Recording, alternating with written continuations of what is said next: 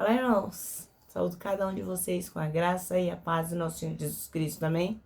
Meu nome é Miriam Anita, eu estou aqui para, junto com os irmãos, estudarmos um texto chamado Processo.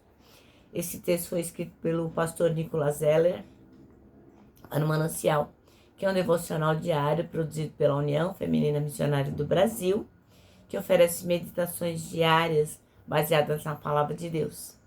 Uma meditação para cada dia do ano. E quando a gente lê o Manancial, ou com alguém, ou sozinho, nós somos inspirados, exortados e edificados. E temos a promoção do nosso crescimento cristão e, logicamente, o engajamento com a missão de Deus. Eu não escrevi o texto e eu gosto sempre de deixar isso bem claro, né? A honra, quem tem honra. Quem escreveu o texto foi o irmão Nicolas Zeller. Então eu só vou ler com os irmãos e contar aquilo que eu entendi, tá bom? Gostaria de, como sempre, iniciar orando para que o Senhor possa nos fazer compreender o que de importante temos para aprender. Amém? Senhor Jesus, dá que entendamos a Tua mensagem, que possamos compreender o que o Senhor quer que saibamos, cada um na sua especificidade, que Tu possas colocar no coração a verdade eterna que precisamos aprender. E, logicamente, estando no nosso coração, que nós possamos compartilhá-la e vivê-la. É isso que pedimos, não porque merecemos, mas em Teu nome. Amém. Bom, irmãos, então vamos lá. Pega aí a sua Bíblia, vamos ler Gênesis, capítulo 6, versículo do 13 até o 22. E diz assim, ó. Então, declarou Deus a Noé: eis que darei fim a todos os seres humanos. Portanto, a terra encheu-se de violência por causa deles. Eu os destruirei juntamente com a terra. Faze uma arca de madeira resinosa, tu a farás de caniços e a calafetarás com betume por dentro e por fora. Exatamente deste modo a farás, para o comprimento da arca: 300 côvados para a sua largura, 50 côvados para a sua altura e 30 côvados... exatamente desse modo farás, para o comprimento da arca: 300 côvados para a sua largura, 50 côvados para a sua altura, 30 côvados. Farás um teto para a arca e arrematarás um côvado mais alto. Farás a entrada da arca pelo lado e farás um primeiro, um segundo e um terceiro andar. Da minha parte mandarei o dilúvio, muitas e muitas águas sobre a terra, a fim de que exterminem de debaixo do céu toda a carne que tiver fôlego de vida. Tudo que é sobre a face da terra deve perecer. Mas estabelecerei minha aliança contigo, e entrarás na tua arca, tu e teus filhos, tua esposa e as mulheres dos teus filhos contigo. De tudo que vive, de tudo que é carne, farás entrar na arca 2 de cada espécie, um macho e uma fêmea, para os conservarem em vida contigo. De cada espécie de aves, de cada espécie de animais, de cada espécie de todos os répteis do solo, virá contigo um casal, para os conservares em vida. Quanto a ti, reúne todo tipo de alimento e armazena-o. Isso servirá de alimento para ti e para eles. Noé assim fez, tudo em conformidade com o que Deus ordenara. Ele concluiu a obra. Amém? Então, aí tem uma ordem, né, do Senhor a respeito da arca. Eu fico imaginando Noé, né, naquele tempo, como o pessoal tirou um sarro dele, fazer uma arca. Nem chuva ele sabia o que era.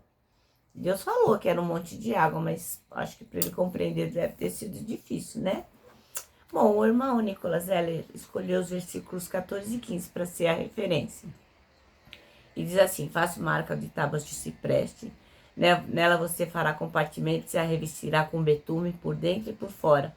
Desse modo a fará. Seu comprimento será de 130 metros, a largura de 22 e a altura de 13. Então tá aqui as medidas que na minha tradução tá como côvados. Bom, aí o irmão Nicolas Zeller, ele começa a dar um exemplo que é bastante interessante, que é sobre estudar tabuada. Eu acho que essa geração aqui não passou por essa experiência e talvez não vá passar, a geração Y, Millennium, Z, não vai passar por isso não. Mas a gente que é antigo passou pela experiência de estudar tabuada. Eu me lembro que eu chorava que nem um bezerro desmamado, porque eu odiava e minha mãe fazia eu decorar. A gente passava horas e horas decorando o resultado das multiplicações. Aí minha mãe ficava 2 vezes 1, 5 vezes 4, 7 vezes 8. Quando eu errava, tinha que começar tudo de novo. Ai, era um tormento. Então, a maioria de nós acho que praticou com os pais, com algum colega da escola, ou mesmo sozinho, né? Eu tinha que ficar no quarto lá, decorando a tabuada, e depois a minha mãe tomava. Enfim, era uma tortura pra mim, né? Mas pra quê? Pra gente avançar no conhecimento, pra eu entender a matemática, era assim, não tinha como escapar da tabuada. Por mais que eu detestasse, eu tinha que passar por esse processo. Então, no começo é muito triste, é complexo, a gente se desespera, parece que não vai ter fim.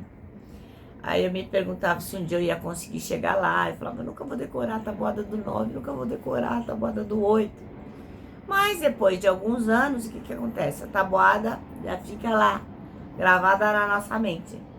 E a gente nem lembra mais como que foi difícil decorar aquilo tudo, não é mesmo? Então, aí a gente volta para o nosso texto, né? Deus dando para Noé um projeto Mega Master Plus, muito pior que decorar a tabuada, né? É construir a arca, né? E isso foram necessários anos e anos de trabalho, baseado somente na fé, porque Noé não tinha outra coisa, ele só tinha que escolher obedecer ou não obedecer. Então ele tinha que fazer as coisas baseadas na fé que ele tinha em Deus. E aí ficou lá, acho que muito tempo esperando a chuva, mas ele não desistiu. Acho que as pessoas tiravam o sarro dele e falaram, tá fazendo isso aí pra quê? Ai, que louco, Mas ele não desistiu. E a arca finalmente ficou pronta, a chuva caiu e a família dele e os animais que Deus pediu que ele resgatasse foram salvos. Bom, se o irmão Noé tivesse desistido diante desse trabalho que era imenso, se ele tivesse desistido diante das palavras de desencorajamento que acho que muitas pessoas falaram, ou sobre a falta de recursos, tem que buscar tábua, tem que medir, né? Se ele tivesse se apegado a essas coisas, ele não teria obedecido a Deus.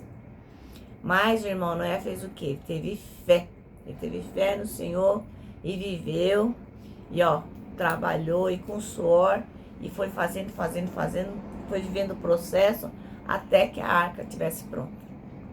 E é assim, irmãos, a vida é cheinha assim, de processos.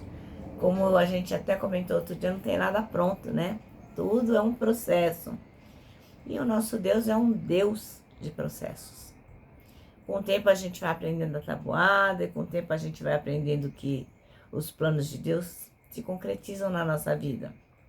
Quando o caminho está difícil, é um desafio muito grande, quando a gente fica em dúvida, será que eu vou conseguir?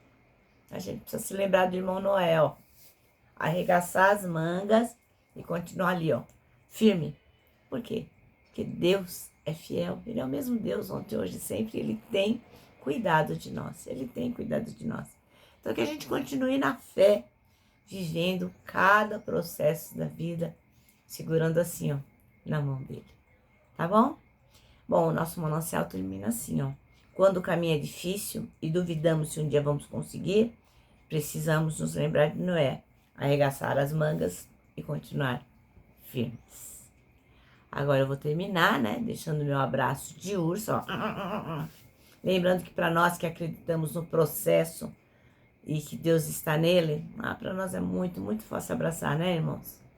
Quero que vocês se lembrem também do nosso versículo deste ano, que é 1 Tessalonicenses 5:9, que diz assim: porque Deus não nos destinou para a ira, mas para recebermos a salvação por meio de nosso Senhor Jesus Cristo. Amém? Bom, agora sim, agora eu me despeço com a frase do ano, que é: não tema, Deus já está lá.